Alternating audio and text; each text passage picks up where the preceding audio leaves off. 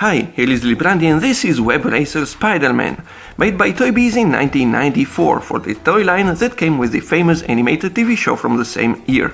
Back then, Spider-Man was already one of the greatest and most beloved superheroes of all times, but this TV show was faithful to the comic books much more than any other previous incarnations. In 1994, Toy Biz was still a young toy company.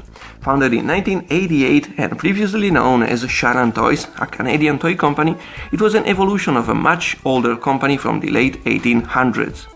In 1990, Toy Biz started a long-lasting and intense collaboration with Marvel, with the Marvel Superheroes toy line, where they've made their first Spider-Man action figures.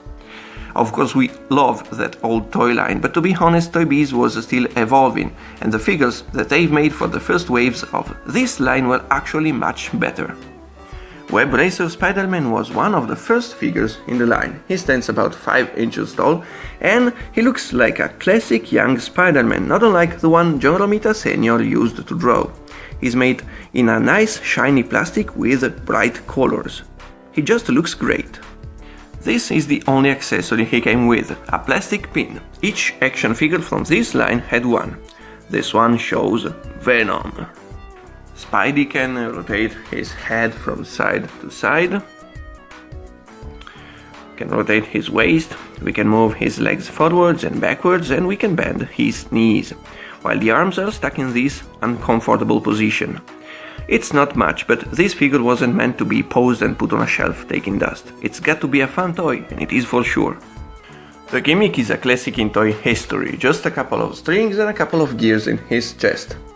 Then pull the left end of the string and he will swing from one building to the other. Nice! With the arms stuck in this weird position, there is not much we could do with Spider-Man. He won't be able to drive a car, but if you were a kid and if you had to pick up and take with you only one toy from your toy chest, he would be a great choice. Later, Toy Biz started spoiling its own toys, trying to put too much in each blister card but with major quality issues. But back at the time, they were just delivering beautiful toys from classic characters. Here we have another great colorful toy from the past. If you don't want these old memories to get lost, share the video, hit the like button and subscribe. You can follow us also on Facebook and Instagram. Ciao!